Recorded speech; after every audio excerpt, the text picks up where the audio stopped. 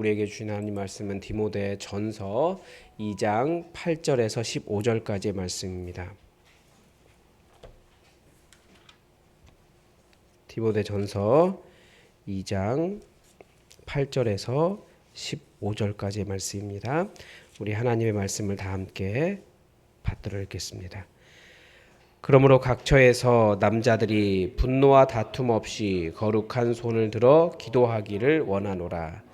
또 이와 같이 여자들도 단정하게 옷을 입으며 소박함과 정절로서 자기를 단장하고 따은 머리와 금이나 진주나 값진 옷으로 하지 말고 오직 선행으로 하기를 원하노라.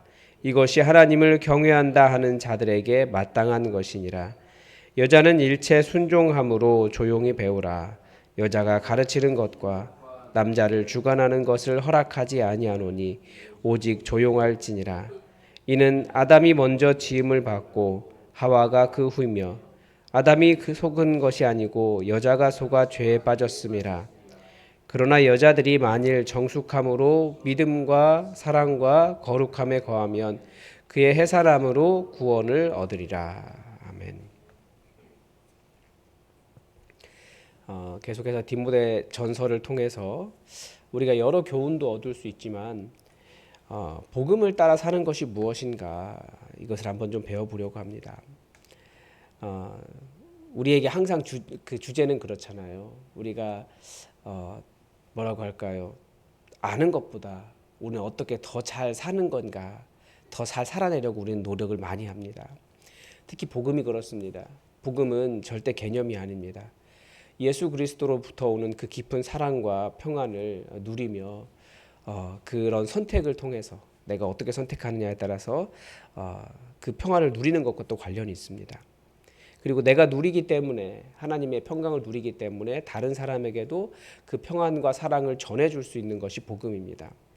오늘은 특별히 남자들과 여자들에게, 그러니까 일반적인 남자들이에요. 참 어려운 본문 중에 하나죠. 그 아내들이여 그 남자에게 순종하라. 그러면서 여성을 뭐라고 할까요? 교회에서 목소리를 내지 못하도록 어떤 활동을 하지 못하도록 하는 그런 본문으로 많이 사용되기 때문에 우리가 이 본문을 보면서 어떤 뜻인지 잠깐 좀 생각해 보았으면 좋겠습니다. 남자들과 여자들에 대한 이야기를 하는 겁니다. 일반적으로. 오늘 본문은 그러므로라고 시작을 합니다. 그러므로니까 단순히 오늘 본문만 보면 안 되고 앞본문을 봐야 됩니다. 앞본문 2장 1절에서 7절까지 어떤 이야기를 하고 있습니까? 기도에 대한 이야기를 하고 있습니다.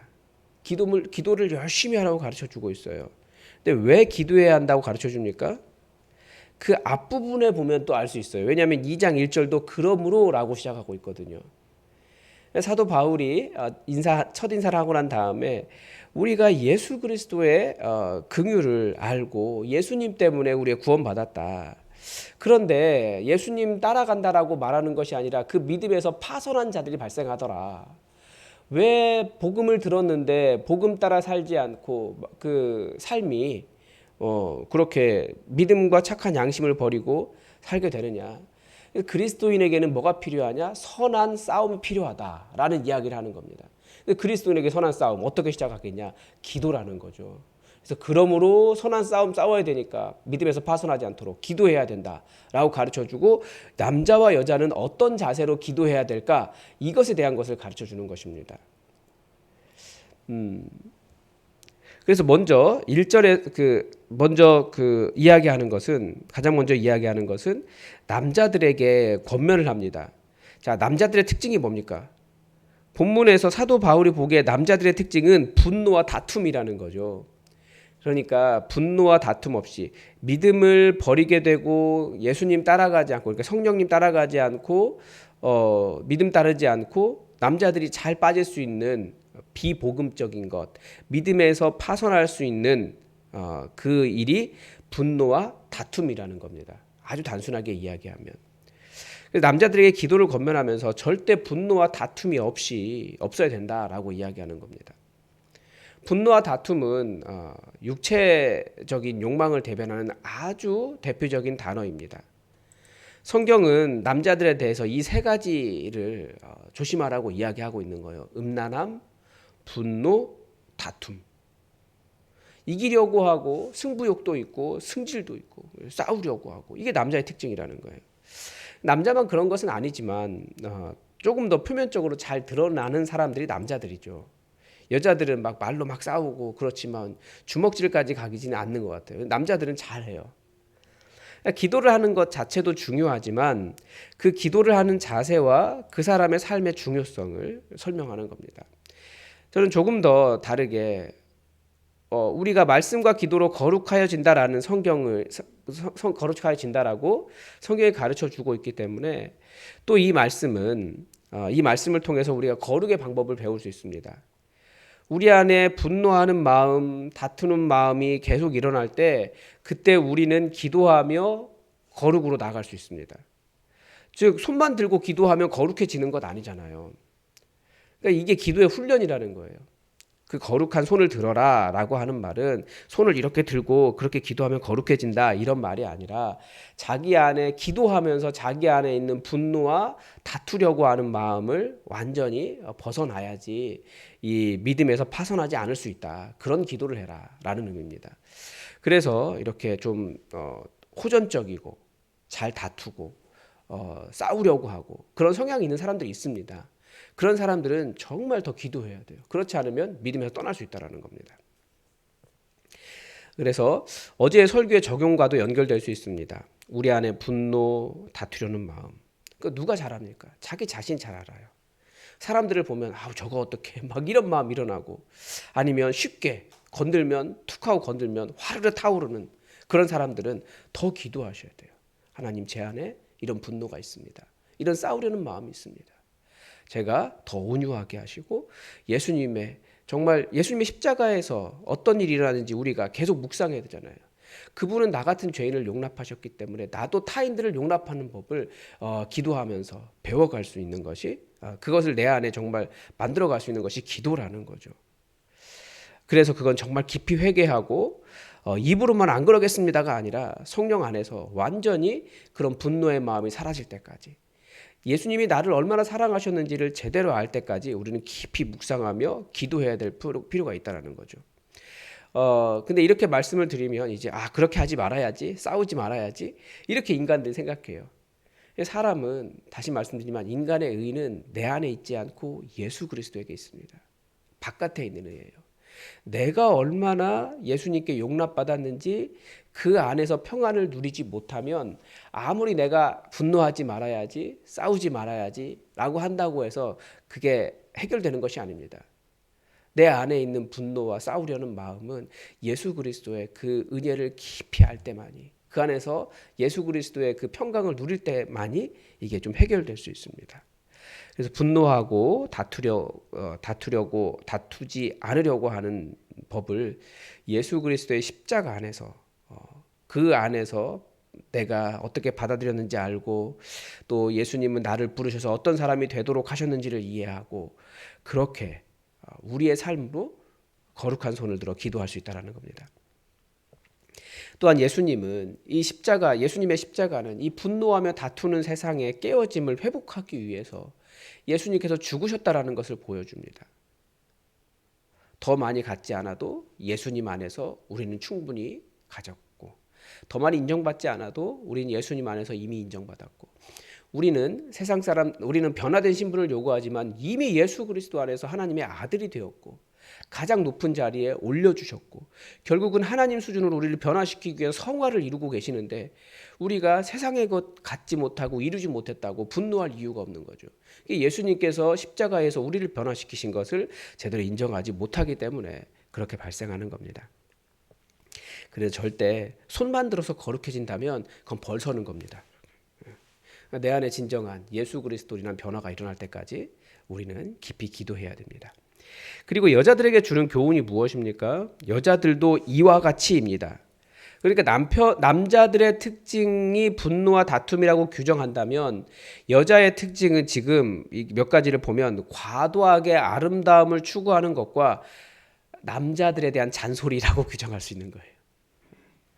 지금 디모데가 사역하고 있는 이 에베소 지역이 어떤 곳인지 에베소의 문화를 생각해 보면 이해가 됩니다.